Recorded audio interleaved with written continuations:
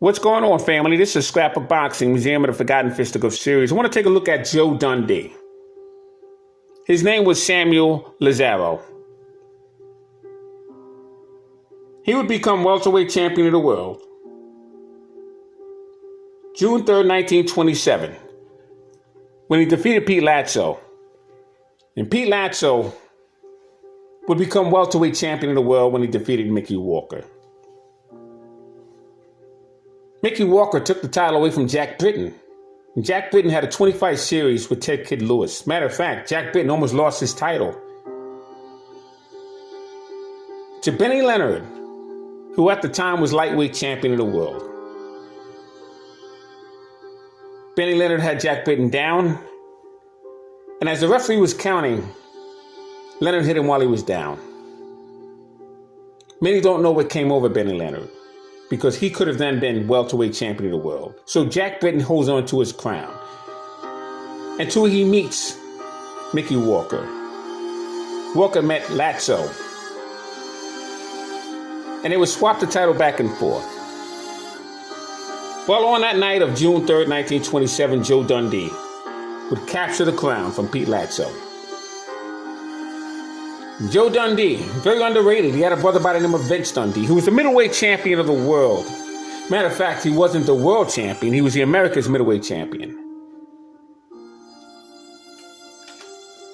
And he would take his crown from Lou Bullard.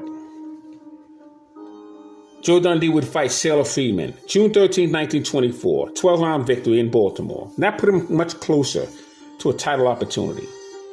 June 16, 1925, Philadelphia, Pennsylvania. He'd be in the ring with Lou Tendler, 10-round draw. But it was somewhat of a victory for Joe Dundee because Lou Tendler had a very good fight with Benny Leonard. He was an outstanding southpaw. Many have him as the greatest southpaw who has ever lived. Beautiful jab, good foot movement, new distance. He came around at a time when he had some really good fighters, which was Rocky Kansas and Willie Ritchie, Johnny Dundee, and Benny Leonard. So that was a great victory, if you will. Although draw for Joe Dundee. He also found himself in the ring March 16, 1925, against Sid Barbarian. Fought him in Baltimore, 12-round victory. That would get him much closer. But what surprised me is when he faced Jack McVeigh.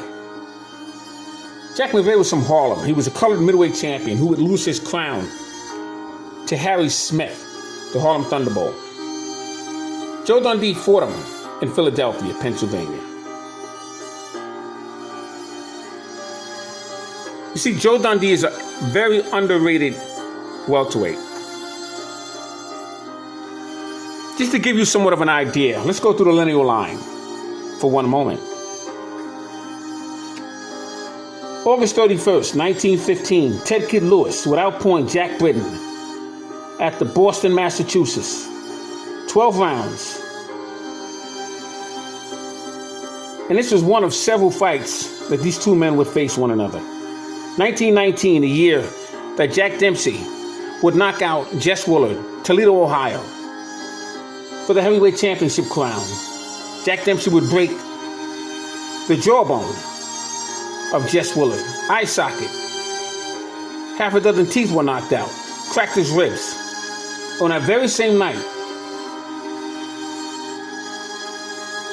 Jack Britton,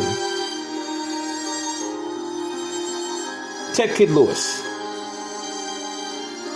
would have a brutal fight. May 20th, 1926, Pete Latzo would outpoint Mickey Walker. This is by Scranton, Pennsylvania. 10 rounds. June 3rd, 1927, Joe Dundee would outpoint Pete Latzo for the welterweight championship of the world. Phenomenal story. Joe Dundee, welterweight champion of the world.